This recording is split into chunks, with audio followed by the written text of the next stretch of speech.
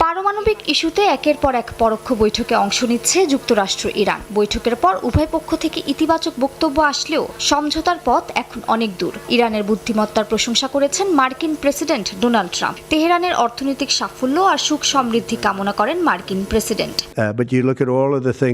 দেখা যাক আমরা ইরান ইস্যুতে কি করতে পারি। তবে এই আলোচনার ফলাফল বেশ ইতিবাচক হবে বলেই আশা করা যাচ্ছে। তবে কেউ পারমাণবিক অস্ত্র রাখতে পারবে না। তবুও এখন পর্যন্ত আলোচনায় তেহরান যৌক্তিকতা ও বুদ্ধিমত্তার পরিচয় দিয়েছে। ট্রাম্পের এমন বক্তব্যে দুই পক্ষের সমঝোতা নিয়ে কিছুটা আশার আলো দেখা যায়। তবে তার বক্তব্যের মাত্র কয়েক ঘন্টা পরই তেহরানের এক সামরিক অস্ত্র গবেষণাগার ও সংশ্লিষ্ট 3 কর্মকর্তার ওপর নিষেধাজ্ঞা আরোপ করে ওয়াশিংটন। নিষেধাজ্ঞা চলাকালীন এই 3 ব্যক্তি যুক্তরাষ্ট্রে প্রবেশ করতে পারবেন না এবং কোনো মার্কিন প্রতিষ্ঠানও তাদের সঙ্গে কোনো আর্থিক চুক্তি করতে পারবে না।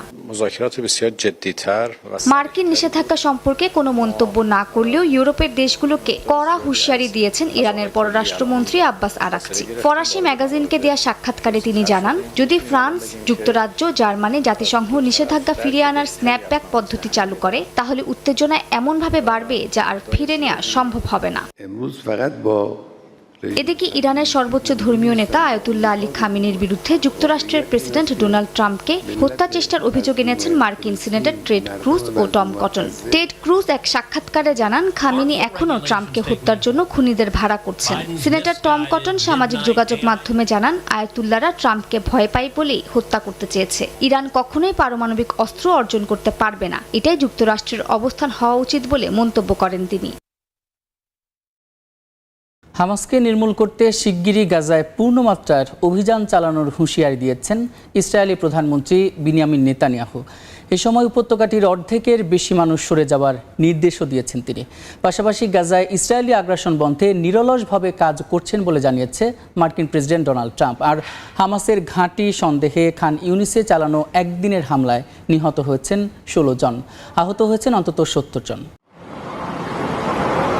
স্থানীয় সময় মঙ্গলবার গাজার দক্ষিণাঞ্চলের খান ইউনিস শহরের ইউরোপীয় হাসপাতালের নিচে হামাসের ঘাঁটি সন্দেহে হামলা চালায় ইসরায়েলি সেনারা। এতে প্রাণ হারান বেশ কয়েকজন। এক বিবৃতিতে বিষয়টি নিশ্চিত করে গাজার স্বাস্থ্য মন্ত্রণালয়। আমরা হাসপাতালের ভিতরে বসেছিলাম, সঙ্গে সহকর্মীরাও ছিল। হঠাৎ করে একটি ক্ষেপণাস্ত্র এসে সবকিছু তছনছ করে দিল। হাসপাতালেও এখন আর কেউ নিরাপদ নেই। চলমান সহিংসতার মধ্যে ফিলিস্তিনের স্বাধীনতাকামী সংগঠন হামাসকে নির্মূল করতে শেষ পর্যন্ত যাওয়ার হুঁশিয়ারি দিয়েছেন ইসরায়েলের প্রধানমন্ত্রী বিনিয়ামিন নেতানিয়াহু। মঙ্গলবার দেশটিতে আহত সেনাদের পরিদর্শনের সময় তিনি বলেন, হামাসকে ধ্বংস করতে কয়েকদিনের মধ্যে গাজায় পূর্ণমাত্রায় আগ্রাসন শুরু করবে আইডিএফ। এ সময় হামাস যদি বলে তারা ইসরায়েলি জিম্মিদের মুক্তি দেবে, তবে সাময়িক যুদ্ধবিরতির মাধ্যমে তাদের ঘরে ফেরানোর ব্যবস্থা করা হবে। কিন্তু এরপরও যুদ্ধবন্ধের কোনো উপায় থাকবে না। পূর্ণমাত্রার হামলার সময় উপত্যকাটির অর্ধেকের বেশি মানুষকে সরে যাবার নির্দেশ দিয়েছেন নেতানিয়াহু। একই দিন জাতিসংঘের মানবিক সহায়তা প্রধান টম ফ্লেচার বলেন, গাজায় ইসরায়েলের প্রস্তাবিত ত্রাণ বিতরণ ব্যবস্থা আসলে একটি ছলনা মাত্র, ভূখণ্ডটির বাসিন্দাদের সরিয়ে দেয়া আর সহিংসতা চালানোর একটি কৌশল। টম অভিযোগ করে বলেন, ত্রাণ যাতে হামাসের কাছে না গিয়ে সাধারণ মানুষের হাতে পৌঁছায় সেজন্য সব ব্যবস্থা রয়েছে, কিন্তু তাতেও বাধা দিচ্ছে ইসরায়েল। ত্রাণকে যেন রাজনৈতিক দর কষাকষির এক হাতিয়ার বানিয়ে ফেলা হয়েছে। এদিকে গত 2 মার্চ থেকে গাজার মানবিক সহায়তায় ইসরায়েলি অবরোধ এবং গণ অনাহারের কারণে ফিলিস্তিনি শিশুদের প্রজন্ম স্থায়ীভাবে ক্ষতিগ্রস্ত হবে বলে জানিয়েছে বিশ্ব স্বাস্থ্য সংস্থা।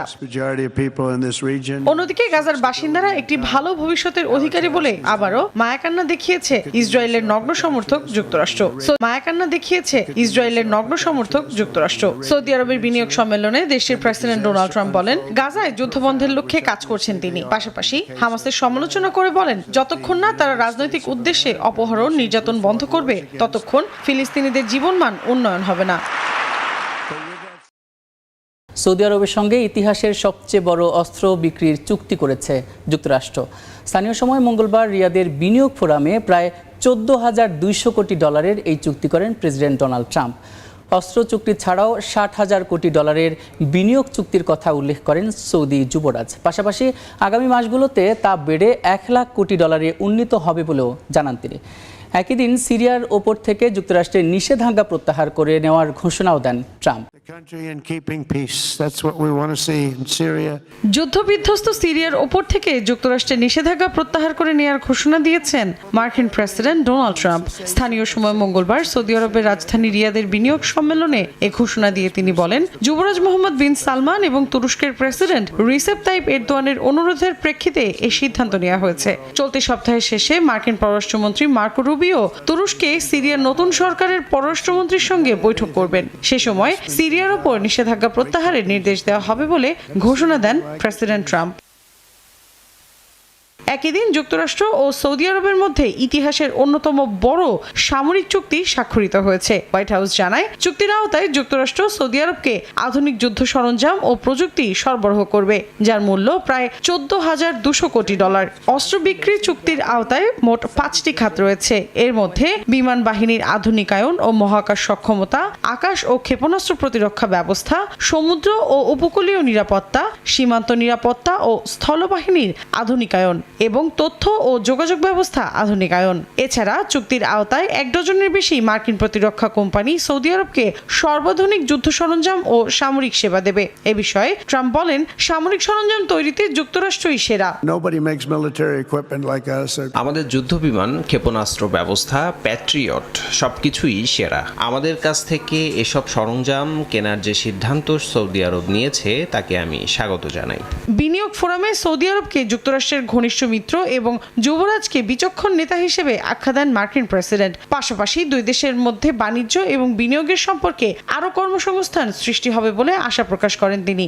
এছাড়া ইরানের সঙ্গে পরমাণু চুক্তি করে একটি নিরাপদ জায়গা সৃষ্টির কথাও বলেন ট্রাম্প।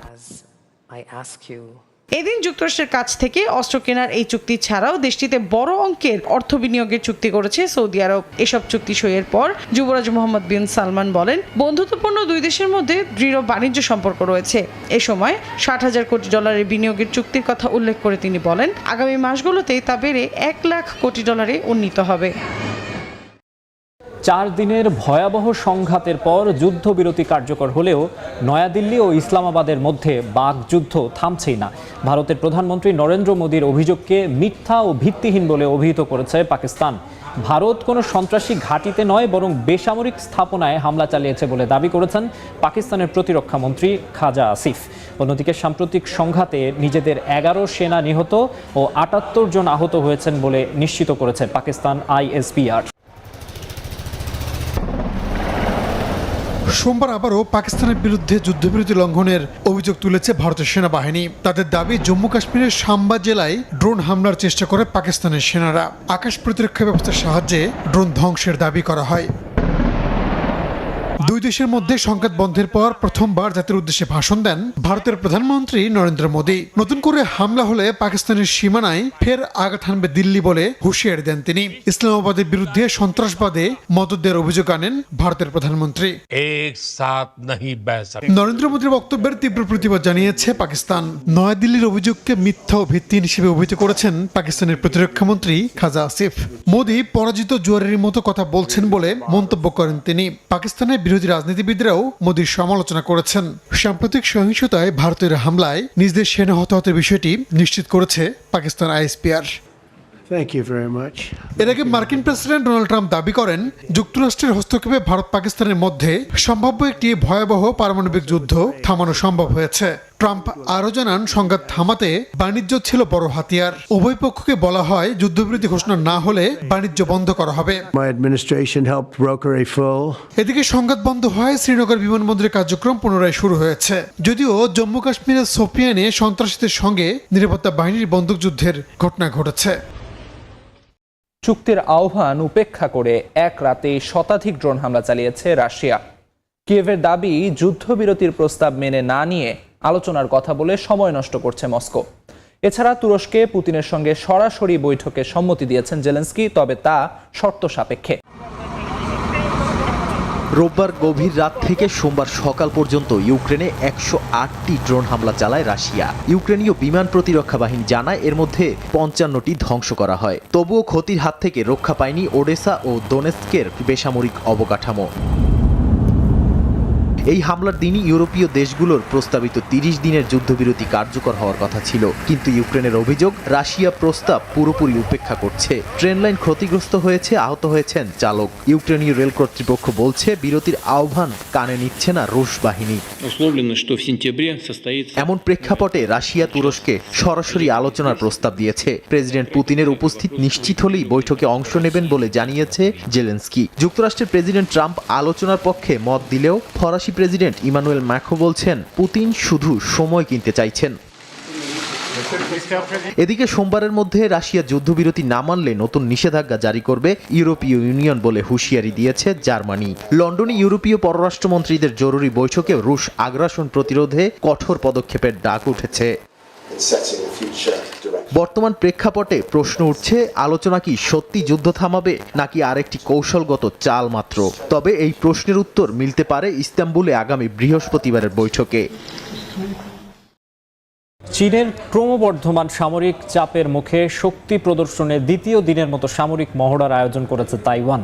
মঙ্গলবার দ্বীপটির দক্ষিণ পূর্বাঞ্চলের একটি বিচ্ছিন্ন উপকূলে অনুষ্ঠিত হয় এই মহড়া, যেখানে নিজেদের তৈরি ল্যান্ড সোর্ড 2 নামের ক্ষেপণাস্ত্র ব্যবস্থার পরীক্ষা চালানো হয়। দ্বীপজুড়ে সামরিক উত্তেজনার মাঝে একের পর এক প্রতিরক্ষা মহড়া চালাচ্ছে তাইওয়ান। স্থানীয় সময় মঙ্গলবার দ্বিতীয় দিনের মতো সামরিক মহড়ার আয়োজন করে দ্বীপটি। এবার পরীক্ষা চালায় নিজেদের তৈরি ল্যান্ড সোর্ড 2 ক্ষেপণাস্ত্র ব্যবস্থার, যা 360 ডিগ্রি নজরদারি ও হামলার সক্ষমতা রাখে। তাইওয়ানের রাষ্ট্রায়ত্ত অস্ত্র উৎপাদনকারী প্রতিষ্ঠান চুংশান ইনস্টিটিউটের তৈরি এই ক্ষেপণাস্ত্র ব্যবস্থা 15 কিলোমিটার পর্যন্ত শত্রু শনাক্ত করতে সক্ষম। মাঠ পর্যায়ে এই সফল পরীক্ষা তাইওয়ানের প্রতিরক্ষা প্রস্তুতিকে এক ধাপ এগিয়ে নিল বলে জানায় প্রতিরক্ষা মন্ত্রণালয়। বাস্তব হুমকির মুখে শান্ত ও সুনিয়ন্ত্রিত থেকে জবাব দেওয়ার জন্য নিয়মিত প্রশিক্ষণই দ্বীপটির প্রধান লক্ষ্য, জানায় প্রতিরক্ষা মন্ত্রণালয়ের এক কর্মকর্তা। এই অনুশীলনে আমরা প্রতিটি প্রক্রিয়া ও কৌশলগত মহড়া অত্যন্ত নিখুঁতভাবে সম্পন্ন করেছি। আমাদের লক্ষ্য হলো কঠোর ও ধারাবাহিক প্রশিক্ষণের মাধ্যমে আমাদের সদস্যরা যেন বাস্তব হুমকির মুখোমুখি হয়েও শান্ত আত্মবিশ্বাসী থাকতে পারে। এর আগে সোমবার মহড়ার প্রথম দিনে মার্কিন নির্মিত হিমার্স রকেটের পরীক্ষামূলক মহড়া চালানো হয়। হিমার্স অন্তর্ভুক্তির মাধ্যমে তাইওয়ানের সামরিক সক্ষমতা উল্লেখযোগ্যভাবে বাড়বে, যা বাইরের যে কোনো হুমকি মোকাবেলায় গুরুত্বপূর্ণ ভূমিকা রাখবে, জানায় দ্বীপটির প্রতিরক্ষা মন্ত্রণালয়।